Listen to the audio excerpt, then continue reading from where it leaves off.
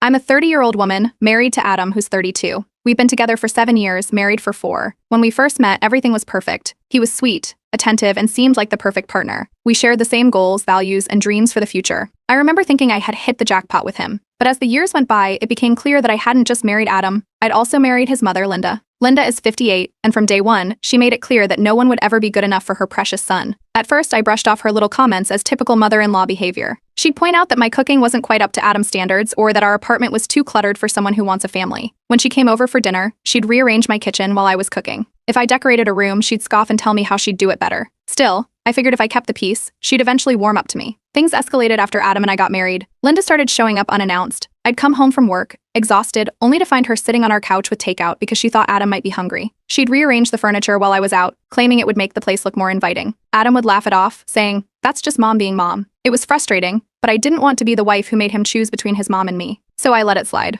The first real blow-up happened about a year into our marriage. Adam and I had planned a quiet anniversary dinner at home, just the two of us. I spent the whole afternoon prepping his favorite meal, bought a bottle of wine, and set the table with candles. It was supposed to be a perfect evening. Right as we sat down to eat, Linda walked in. She hadn't called or texted. She just showed up with a casserole dish, claiming she didn't want us to feel lonely. Adam invited her to stay, and that was that. I spent the evening watching Linda dominate the conversation while Adam happily went along with it. After she left, I told him how upset I was. His response: "She's just trying to be nice. It's not a big deal." That night, I realized we had a problem. I suggested couples therapy, hoping we could work on setting boundaries together. Adam shut it down, insisting we didn't need outside help to deal with family issues. He promised he'd talk to Linda, but nothing changed. She kept showing up uninvited, criticizing everything I did, and acting like our home was hers. Meanwhile, Adam either ignored it or made excuses for her. The financial issues started not long after. Linda would call Adam, crying about some emergency, a car repair, a medical bill, or a home repair she couldn't afford. Adam would dip into our joint savings without telling me, only for me to find out later. When I confronted him, he'd say, "She's my mom. What am I supposed to do?" It felt like I was fighting a losing battle. Linda's needs always came first,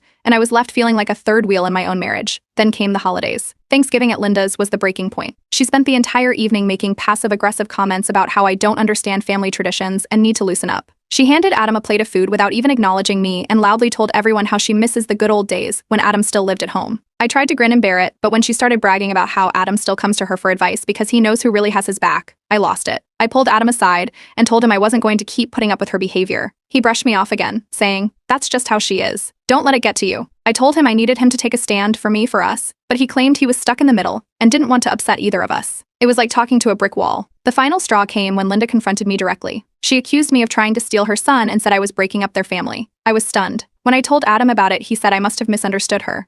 That's when I realized he was never going to put me first. I've tried everything to make this work. I've had countless conversations with Adam, begged him to see my side, and even reached out to Linda to find common ground. Nothing has worked. At this point, I don't know what else to do. I love Adam, but I can't keep living like this. I feel like I'm competing with Linda for his attention, and I'm starting to wonder if this marriage is worth saving. That's why I'm here writing this post and hoping for advice. I need to know if I'm crazy for expecting my husband to put our marriage first. Am I asking too much, or is this as messed up as it feels? Update 1. Adam's birthday was coming up, and I wanted to do something special. I planned a quiet dinner at home, just the two of us. I'd already picked out his favorite meal, and even booked a babysitter for our dog so we could have an uninterrupted evening. I thought it was a perfect way to celebrate. But of course, Linda had other plans. About a week before his birthday, she called him and announced she was throwing a party. She didn't ask if we had plans, she just told him she was hosting something and expected us to come. When Adam casually mentioned it to me, I reminded him about the dinner I'd planned. He shrugged and said, "We can do both." The way he said it, though, made it clear which one he thought was more important. A few days later, Linda called again. This time, she convinced Adam that having 2 celebrations would be too much and that it would make more sense to just do the party at her house. When he told me, I asked if he was serious. He looked at me like I was overreacting and said, "It's just one day. Why not let her do this for me?" I didn't argue.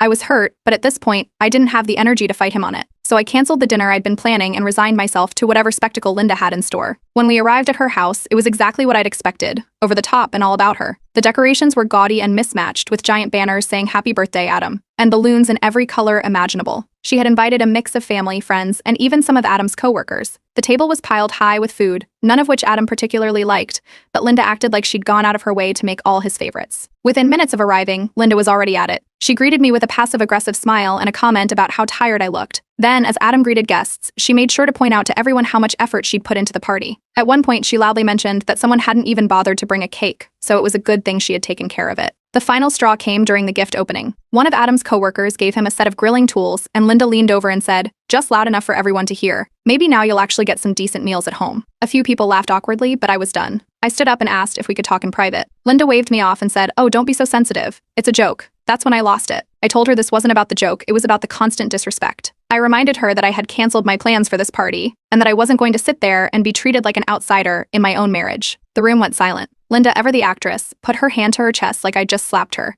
She muttered something about how she couldn't believe I would ruin Adam's birthday like this. Adam just stood there, staring at me, not saying a word. I looked at him, waiting for him to step in or at least acknowledge what was happening. He didn't. So, I left. I grabbed my bag, walked out the door, and drove home. I thought Adam might follow me, but he stayed at the party. When he finally came home hours later, he was furious. He accused me of overreacting and making a scene. He told me I had embarrassed him in front of his friends and family and ruined his birthday. I reminded him that Linda was the one who started it, but he wouldn't hear it. He said, "That's just how she is. Why can't you just ignore it?" The next day, I brought up therapy again. I told him we couldn't keep living like this and that if he didn't set boundaries with Linda, our marriage wouldn't survive. This time, he reluctantly agreed. We had our first session a week later. The therapist immediately picked up on Adam's enmeshment with Linda and pointed out how unhealthy their dynamic was. Adam pushed back, saying it wasn't fair to blame his mom for caring so much. He said she was just trying to help. Meanwhile, Linda found out about the therapy sessions, probably because Adam told her, and wasted no time mocking me. She called me dramatic for dragging Adam into this mess, and told the whole family I was brainwashing him against her. For the first time, though, I felt like someone was on my side. The therapist validated everything I'd been experiencing and encouraged Adam to see things from my perspective. But it was clear he wasn't ready to let go of his loyalty to Linda. He kept making excuses for her behavior, and every time the therapist suggested setting boundaries, he'd shift uncomfortably in his chair. After the party fiasco and the therapy session, I started to wonder if things would ever change. I wrote another update on Reddit, detailing everything that had happened. The comments came pouring in, with people telling me I was right to stand my ground. Some even suggested I think about an exit strategy if Adam didn't start prioritizing our marriage. For now, I'm giving therapy a chance, but I don't know how much longer I can hold on. Update 2. Not long after the birthday fiasco, things took a sharp turn for the worse. Linda started calling Adam more frequently, each time with a new problem that she claimed only he could solve. At first, it was little things. She needed help fixing her car or replacing an appliance. Then she dropped the bomb. She had emergency medical bills she couldn't afford. She called Adam crying, saying the bills were piling up, and she didn't know what to do. She didn't give many details but made it sound urgent. Adam, of course, jumped to her rescue. Without consulting me, he withdrew a significant amount of money from our joint savings to cover her expenses. I only found out when I checked the account to transfer some funds for a planned home improvement project and saw the withdrawal. When I asked him about it, he didn't even seem to think it was a big deal. He shrugged and said, "She's my mom. What was I supposed to do? Let her suffer?" I told him that making decisions like that without talking to me first was unacceptable. He promised it wouldn't happen again, but his tone made it clear he didn't see a problem with what he'd done. A few days later, Linda was on the phone with Adam while I was in the room. She was laughing and telling him how grateful she was that she could count on him. She casually mentioned to someone in the background, loud enough for me to hear, that it was nice to know Adam always puts family first. The way she said it made my blood boil. It was like she was rubbing it in my face. I brought it up in our next therapy session. The therapist asked Adam why he didn't involve me in the decision, pointing out that it undermined the partnership in our marriage. Adam got defensive and said it was just one time and that I was overreacting. When the therapist pushed back, suggesting that his actions were enabling Linda's behavior, Adam snapped. He stormed out of the session, leaving me sitting there with the therapist, trying to figure out what to do next. After that, I decided to take matters into my own hands. I opened a separate bank account and started moving some of my money into it. I didn't tell Adam right away, but I knew I needed to protect myself in case this happened again. Sure enough, it did. Linda called Adam again, this time asking him to co-sign a loan for her. She claimed she needed it to pay off some debts and promised it would be a short-term thing. When Adam mentioned it to me, I put my foot down. I told him that if he co-signed the loan, it would be the end of our marriage. I wasn't bluffing. I couldn't keep living in a situation where Linda had more influence over our finances than I did. Adam seemed torn. He kept saying he didn't want to let her down but also didn't want to lose me. For a moment, I thought he might actually listen to me. Then I found the paperwork for the loan on the kitchen counter one evening. His name was already on it. That was it. I packed a bag and left that night. I called a friend and asked if I could stay with her for a while, and she welcomed me with open arms. When Adam came home and realized I was gone, he started texting and calling nonstop. He begged me to come back, saying he didn't mean to hurt me and that he was just trying to keep the peace. Meanwhile, Linda wasted no time spreading her version of events. She told the family I had abandoned Adam because I couldn't handle being married to someone with a close family. She conveniently left out the part where she manipulated him into risking our financial stability for her own gain. While I was at my friend's house, I updated Reddit about everything that had happened. The support was overwhelming. People were telling me I deserved better, that I needed to prioritize myself, and that Adam's loyalty to his mother would never change unless he made the effort. Some even shared similar stories, which made me feel less alone. Now I'm at a crossroads. I've been staying with my friend for 2 weeks, and Adam has been texting me every day, saying he's willing to go back to therapy and work on things. But honestly, I'm not sure if I believe him. Linda still has a hold on him, and I don't know if he's ready, or even capable, of breaking free from it. I'm considering filing for divorce. It's not a decision I take lightly, but I can't keep living like this. I love Adam, but I can't compete with his mother for the rest of my life. I haven't made a final decision yet, but one thing is clear. Something has to change, or this marriage is over. Update 3. 2 weeks after I moved out, Adam called me and suggested a family meeting to clear the air. He thought it would be a good way to address everything: Linda's behavior, the financial issues, and the strain on our marriage. At first, I was hesitant. I didn't trust that anything productive would come out of it, but Adam seemed desperate to fix things. Against my better judgment, I agreed. The meeting was set for a Saturday afternoon at Linda's house. I arrived early to avoid any awkward grand entrances. Adam was already there, pacing nervously in the living room. Linda, of course, was in full hostess mode, offering coffee and snacks as if this were some casual get-together. A few of Adam's relatives trickled in: his aunt, his uncle, and one of his cousins. I couldn't tell if they were there to support me, Adam, or Linda, but their presence added to the tension. Once everyone was seated, Adam started by explaining why we were there. He talked about the issues between Linda and me, the financial strain, and how it was affecting our marriage. Linda sat there, arms crossed, looking like she was waiting for her turn to perform. When Adam finished, I laid out my grievances as calmly as I could. I talked about the lack of boundaries, the financial betrayal, and how I felt like Linda had been undermining our marriage from the start. Linda didn't even let me finish before she jumped in. She said she couldn't believe I was airing dirty laundry in front of the family. She started talking about all the sacrifices she'd made for Adam, how she only ever wanted to help, and how hurtful it was to be accused of manipulation. Her voice got louder and more dramatic with every sentence. It was like watching a soap opera unfold in real time. Adam's aunt tried to step in, pointing out that Linda's behavior might be part of the problem, but Linda wasn't having it. She accused the aunt of taking my side and said that if anyone here deserved an apology, it was her. She even pulled out her phone and started scrolling through messages, claiming she had proof that I had been turning Adam against her. She waved the phone around but never actually showed anyone the messages. At one point, Linda turned to Adam and asked, "Do you really think I'm the problem here?" Adam froze. He looked at me, then at his mom, and back at me. Instead of answering, he muttered something about not wanting to take sides. That was all Linda needed. She stood up, pointed at me, and said, "See, even Adam knows you're the one causing all this drama." I couldn't sit there anymore. I pulled out my phone, opened the screenshots I'd saved of the messages Linda had sent to Adam, messages where she badmouthed me, lied about needing money, and even mocked our therapy sessions. I handed the phone to Adam's uncle and said, "If anyone wants to see the truth, here it is." The room went quiet as Adam's uncle started scrolling through the messages. He passed the phone to his wife, who shook her head in disbelief. Linda started stammering, saying the messages were taken out of context or edited to make her look bad. But it was too late. The damage was done. Adam looked at the messages, his face pale. For a moment, I thought he might finally stand up to her. Instead, he said, "Mom, maybe we should take a step back and think about this." That was it. No apology, no accountability, just a vague suggestion that she think about her actions. Linda, realizing she was losing the room, shifted tactics. She started crying, saying she couldn't believe her own son would question her integrity. She turned to Adam and asked, "After everything I've done for you, this is how you repay me?" Adam didn't respond. He just sat there, staring at his hands. I stood up, grabbed my bag, and told Adam I was done. I said I couldn't keep fighting for a marriage where I was constantly second place. I walked out, ignoring Linda's dramatic sobs and the murmurs of the relatives. Adam didn't follow me. Later that night, Adam called me. He apologized for not standing up for me and said he wanted to work on things, but I told him it was too late. I needed time to think about what I wanted and whether this marriage was even salvageable. I posted an update on Reddit, detailing everything that happened. The responses were overwhelmingly supportive. People told me I was right to walk away,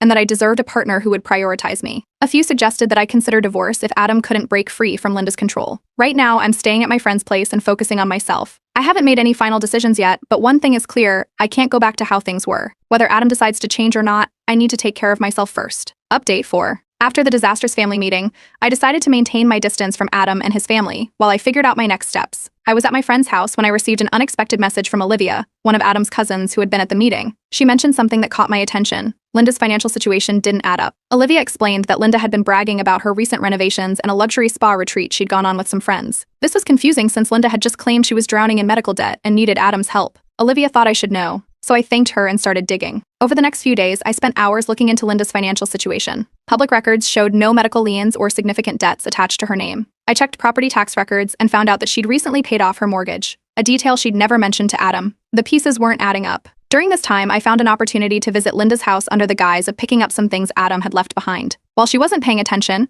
I noticed a bank statement lying on the kitchen counter. The statement showed several large, unexplained purchases, including designer furniture and first-class plane tickets. I took a quick photo of it before leaving. That evening, I sent the evidence to Adam. He called me, clearly frustrated, and accused me of being obsessed with proving his mother wrong. He said Linda had always been transparent with him, and that I was trying to villainize her. I told him to take the documents to our therapist during the next session and let a neutral party weigh in. He reluctantly agreed. At our next therapy session, the therapist examined the documents and encouraged Adam to confront Linda about the discrepancies. Adam seemed conflicted but agreed to bring it up with her. Later that week, he went to visit her, and predictably, Linda denied everything. She claimed the purchases were misinterpreted and accused me of snooping in her private affairs. She doubled down, saying I was trying to ruin her reputation because I couldn't handle her close bond with Adam. A few days later, Olivia contacted me again. This time, she shared something even more damning. At a recent family gathering, Linda had been openly bragging about how she used Adam's money to fund her vacations and buy herself a little something nice. She laughed about how easy it was to get him to hand over money without question, saying he's such a mama's boy, he'd do anything for me. The gossip started spreading through the family. Relatives who had defended Linda at the meeting began to distance themselves from her.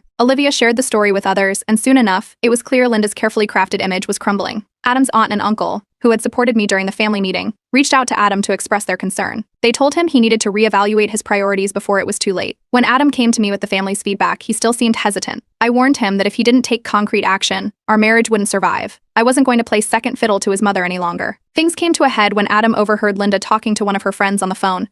She was laughing about how she'd always had Adam wrapped around her finger and how I was just a phase he'd get over eventually. Adam didn't confront her right away, but when he told me what he heard, I could see something shift in him. The next day, Adam finally decided to confront Linda with all the evidence, the bank statement, Olivia's testimony, and even the recordings of her bragging. Linda didn't back down. Instead, she threw a dramatic tantrum, claiming she'd been betrayed by her own son. She accused him of choosing me over her and insisted she'd done nothing wrong. Adam broke down in therapy after that confrontation. He admitted he'd been blind to Linda's toxicity for years, and that his loyalty to her had hurt our marriage. He apologized for failing to stand up for me and promised he would work to rebuild my trust. The therapist acknowledged his progress but emphasized that actions would speak louder than words. Meanwhile, I updated Reddit with the new developments. Commenters were stunned by the extent of Linda's manipulation but also praised Adam for finally taking a stand. Still, many urged caution, saying that deep-seated enmeshment like this wouldn't be resolved overnight. For now, I'm still staying at my friend's house, trying to decide if Adam's newfound awareness is enough to salvage our marriage. He's continued therapy on his own and cut off financial support to Linda, but the damage she's done, and the trust that's been broken, will take time to repair. Update 5. After weeks of soul-searching and conversations with friends and my therapist, I made the decision to end my marriage. It wasn't easy, but I realized that staying with Adam meant constantly battling Linda for control of my life. I couldn't keep living like that. I met with a lawyer, explained everything, and officially filed for divorce, citing irreconcilable differences. Breaking the news to Adam was as painful as I'd expected. I invited him to meet me at a cafe, choosing a public place to avoid any dramatic outbursts. When I told him, he looked crushed. He pleaded for another chance, promising that he'd keep going to therapy and that things would be different this time. I reminded him that I'd heard those promises before, and that while I believed he wanted to change, I needed to prioritize my own well-being. He eventually nodded, defeated, and agreed to respect my decision. With the help of friends and family, I found a small apartment not too far from my work. Moving out felt bittersweet, leaving behind the life I'd tried so hard to build with Adam, but also stepping into a space that was entirely my own. My friends were incredible during the move, bringing wine, snacks, and words of encouragement. One of them even brought a framed quote that said, "The best way to predict your future is to create it." It now sits on my new bookshelf as a reminder of this new chapter. Linda's reaction, unsurprisingly, was gleeful. She told anyone who would listen that I'd abandoned Adam because I couldn't handle a real family and even encouraged him to find someone who appreciates him. But the cracks in her facade were starting to show. Extended family members who had once supported her were now avoiding her. Olivia told me that Linda's lies and manipulations had alienated most of the family. Even her closest friends were starting to distance themselves after hearing about the drama she'd caused. Meanwhile, Adam was struggling. Without me to lean on, he began to see Linda's behavior for what it was. She continued to call him constantly, making demands and guilt-tripping him whenever he tried to set boundaries. He stayed in therapy, determined to untangle himself from her control, but it wasn't easy for him. A few weeks after I moved out, he sent me a long email apologizing for everything. He admitted that he'd failed me as a partner and that his inability to stand up to Linda had destroyed our marriage. He thanked me for helping him see the truth, even though it was too late for us. Despite his apology, I chose to go no contact with both Adam and Linda. I knew that any attempt to remain in touch would only pull me back into the toxicity I was trying to escape. I blocked their numbers and focused on rebuilding my life. The next few months were a whirlwind. I threw myself into my career, started going to the gym regularly, and even picked up a new hobby, painting. It was something I'd always wanted to try but never made time for. I joined a local art class and found it incredibly therapeutic. My teacher joked that my favorite subject seemed to be freedom, given how many open landscapes and unrestrained brushstrokes I painted. Friends and family continued to rally around me, checking in often and inviting me out to events. For the first time in years, I felt truly supported and free. I wasn't constantly looking over my shoulder, waiting for the next crisis or passive-aggressive comment. I could just be me. Months later, Adam reached out again, this time with a heartfelt letter. He apologized once more, acknowledging that I'd made the right decision to leave. He admitted that he was still struggling to set boundaries with Linda but was making progress. He ended the letter by saying he wished me nothing but happiness and hoped that one day I could forgive him. I didn't respond, not because I was angry, but because I knew there was nothing left to say. Forgiveness is a process, and while I don't hold any hatred toward Adam, I know that I need to keep moving forward without looking back. As for Linda, I heard through the grapevine that she tried to reconnect with Adam after he started pulling away. She ramped up her guilt tripping, using everything from family emergencies to fake illnesses to keep him close. But Adam, to his credit, began setting firm boundaries. He stopped taking her calls late at night and refused to give her money. The last I heard, She was living a much quieter life, with fewer people willing to tolerate her antics. I shared my journey on Reddit one last time, detailing everything from the divorce to my new life. The response was overwhelming. People cheered me on, shared their own stories, and reminded me that I wasn't alone. One comment in particular stuck with me. Walking away isn't failure, it's choosing yourself. And that's always a win. Now, as I sit in my little apartment, surrounded by the life I'm building for myself, I feel a sense of peace I haven't felt in years. Leaving Adam and Linda wasn't easy, but it was the best decision I've ever made. I've learned that boundaries aren't just about protecting yourself from others, they're about making space for the life you deserve.